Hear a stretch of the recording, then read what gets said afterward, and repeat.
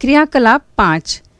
एक पतले कागज की पट्टी को नाक के सामने रखें और सांस छोड़ते और लेते समय पट्टी की अवस्था को ध्यान से देखें। सांस लेते समय पट्टी नाक से चिपक रही होगी और सांस छोड़ते समय नाक से दूर जा रही होगी। आपकी सांस रुकी हो तो पट्टी पर कोई प्रभाव नहीं होता। अब आप कोई भी खाने की चीज़ को गटकने की कोशिश करें। क्या खाना गटकते समय पट्टी पर कोई प्रभाव पड़ा? ऐसा क्यों हुआ होगा? कई बार खाना खाते समय या पानी पीते समय आपको ठसका क्यों लगता है?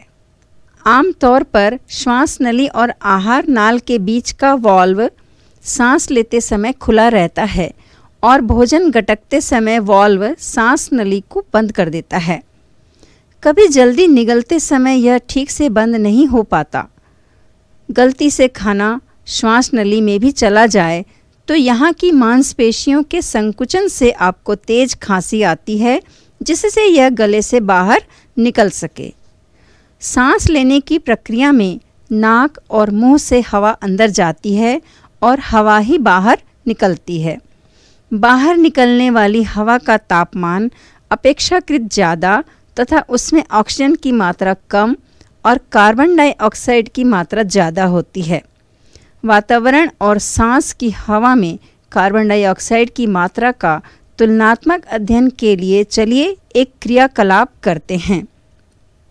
क्या आप जानते हैं, विश्राम करते हुए व्यक्ति के फेफड़ों में प्रति घंटा लगभग 1 घन फुट बराबर ऑक्सीजन का उपयोग होता है। कड़ी मेहनत के दौरान यह मात्रा 10 गुना बढ़ सकती है।